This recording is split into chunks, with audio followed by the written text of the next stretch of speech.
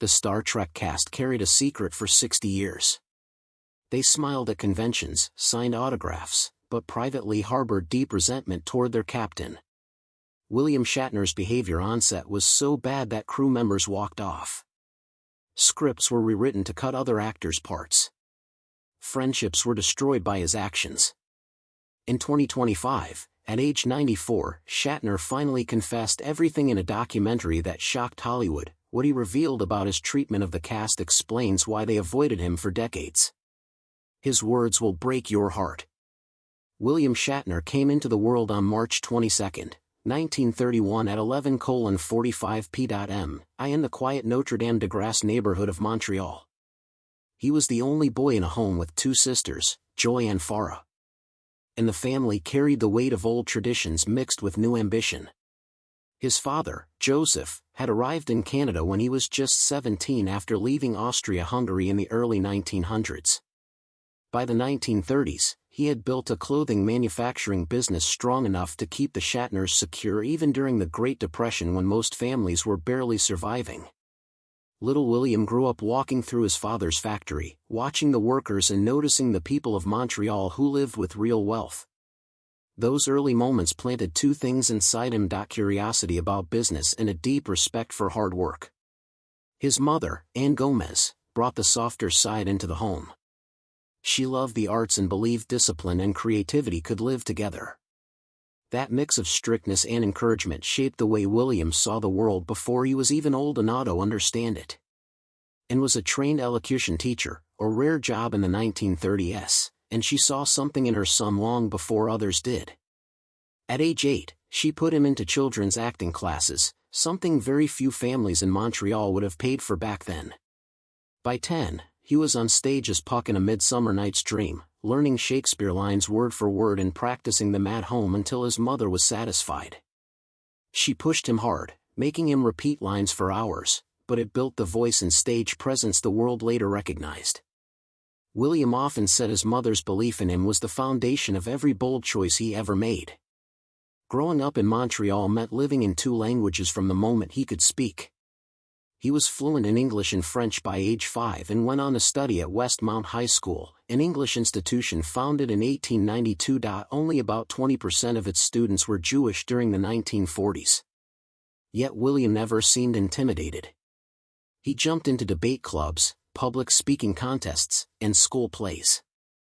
At 14, he won first place in a provincial elocution competition for his Shakespeare recitations.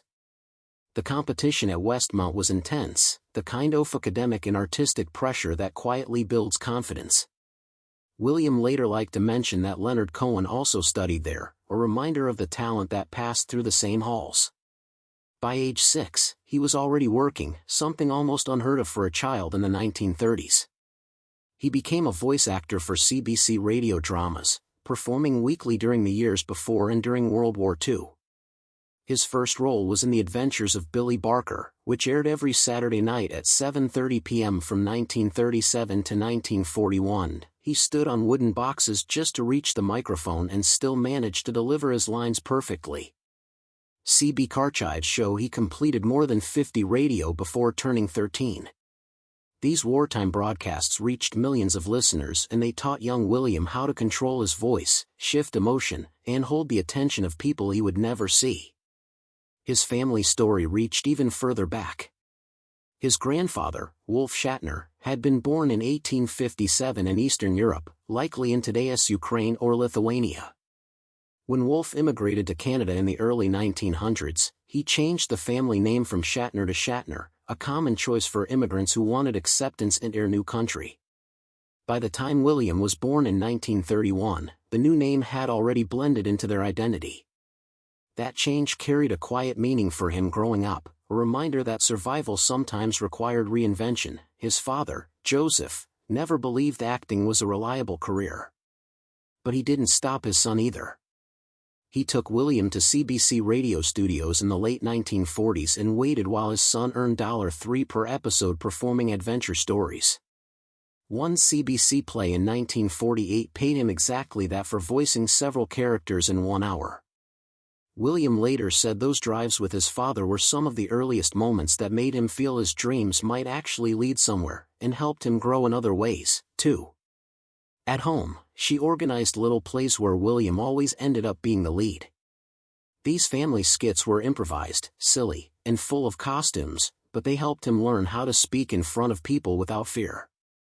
By age 12, he joined the Montreal Children's Theatre, founded in 1933, a place that focused on helping young actors build confidence and strong speech. The theater staged over 700 productions for more than 250,000 children by 2021, and William became one of its proud alumni. The stage lights and laughter from those shows stayed with him long after he moved on.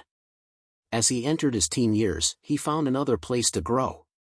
He joined Habunim, a Jewish youth group where he took part in dramatic readings of Hebrew stories and folk plays during the 1940s. Those gatherings were small but powerful, filled with culture, pride, and stories that taught him how words could pull people together. Later in life, he understood that these were not just performances. They were lessons in identity and community. At 16, in the summer of 1947, he got a job at a YMCA camp in Quebec directing puppet shows. He earned $25 per week, which today would be about $300. It was the first time he earned real money through creativity. More importantly, the puppet shows forced him to give each character a different voice. That little exercise sharpened the vocal style that became famous years later in Star Trek. When William enrolled at McGill University in September 1949, he chose commerce as his major because it seemed practical. Booth could never resist the pull of drama. He joined the Red and White Review, a comedy troupe known for sharp campus satire. Their sketches drew hundreds of students and professors.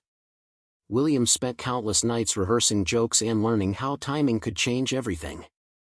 By the time he graduated in 1952, Heck knew one thing with complete certainty. His future was on a stage, not behind an office desk. During summer breaks from McGill, he performed with the Royal Mount Theatre Company in the Laurentian Mountains. The stage was tiny, the air was hot, and the actors constantly bumped into each other, but the audiences of 200 to 300 people loved the shows. He often played comedic roles in Shakespeare plays. Once while performing 12th Night as Sir Andrew Agashick, he slipped on a banana peel and accidentally fell off the stage. The crowd roared with laughter, and that moment stayed with him as proof that mistakes could turn into magic. After graduating, he took a job at the Mountain Playhouse in Vermont as an assistant manager. The pay barely covered his living costs, but he soaked up everything around him, watching experienced actors and practicing lines during quiet hours. He swept floors, sold tickets, cleaned dressing rooms, and memorized scripts late into the night. It was a tough start, but it built his resilience. In 1952, he stepped into the Canadian Repertory Theatre in Ottawa. He understudied lead roles and kept himself ready for anything. The movie struggled at the box office, but Shatner's role pushed him into the world of big studio productions. It was a hard job filled with pressure and long hours, but it taught him how intense Hollywood could be. 3 years later, he walked onto an even heavier set. Stanley Kramer's Judgment at Nuremberg in 1961 placed Shatner inside one of the most emotional courtroom dramas ever filmed. He played Captain Harrison Byers and performed opposite Spencer Tracy. They shot scenes in authentic Nuremberg trial rooms using multiple cameras to capture a 12-minute verdict shot without cuts. The intensity of the real location mixed with the weight of the story made it unforgettable. Shatner's testimony in that courtroom became one of the many reasons the film is considered a landmark. By then, he was becoming a familiar face, and television kept calling. In October 1963, he terrified audiences in the Twilight Zone episode Nightmare at 2,000 feet. The crew built a life-sized airplane model and blasted it with rain and wind machines inside MGM Studios. Shatner played a jittery passenger convinced a gremlin was on the wing. He even pranked director Richard Donner by pretending to see something during breaks just to keep the tension alive. The episode aired on October 11, 1963, cost around $75,000 to make and paid Shatner $1,500. It became one of the most famous Twilight Zone episodes ever aired. A year later in 1964, he guest starred in The Man from UNLE in an episode called The Project Strigus Affair. They filmed it at Universal Studios using wires and harnesses to mimic zero gravity as Shatner raced through narrow corridors. Leonard Nimoy played the villain's henchman long before either man knew they would be linked forever. Fans loved the energy of the episode and it kept popping up in reruns, building a quiet foundation for what would come next. That same year, he appeared in Alfred Hitchcock's presence in an episode called The Star. He played John Crane, an actor clinging to his fading career. The role hit close to home, and Shatner rehearsed his monologues for hours on the Revue Studios lot. Hitchcock oversaw the production, shaping the tension and mood. Shatner earned $1,200 for the episode. It wasn't much, but the performance stood out and showed how deeply he could dig when a part demanded honesty. In May 1965, he turned into a slippery lawyer on Dr. Kildare in the episode Toch's Own Prison. He earned $1,000 for the role, walking hospital corridors alongside Richard Chamberlain.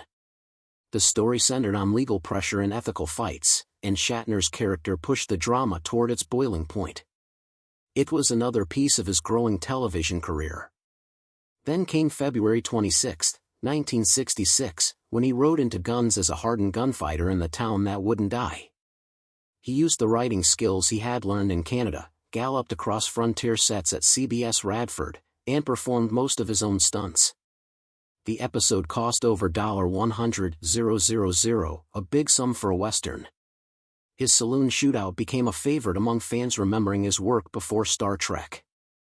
Everything shifted later that same year. Shatner walked into Gene Roddenberry's office to audition for the second Star Trek pilot, Where No Man Has Gone Before.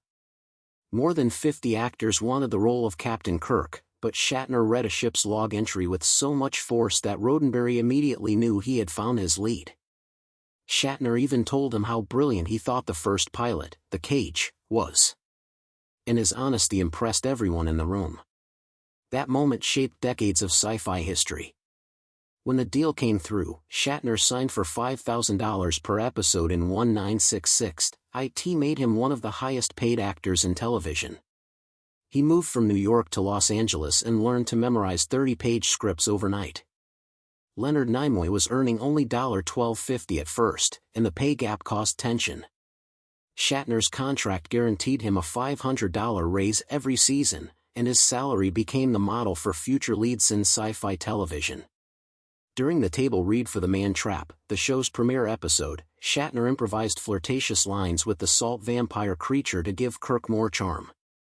Sandra Gimple played the creature, and the design was so unsettling, some cast members avoided looking at it between takes. That small burst of improvisation helped define Kirk's style for the rest of the series.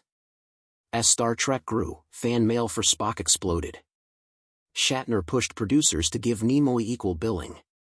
Credits began rotating, and both actors appeared alongside each other in promotional materials. It wasn't just about ego. It showed how the show was shifting and how much the fans were shaping its future. Filming bridge scenes demanded everything from Shatner. He sometimes spent 12 hours in the captain's chair directing action across the set. In the episode Arena, a phaser malfunction forced a fight scene to go completely off script.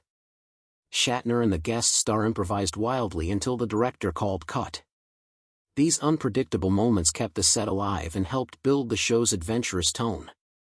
Years later, in 1982, he stepped back into Kirk's past for Star Trek II. The show let them explore stories too wild for live action, but with the same spirit fans loved.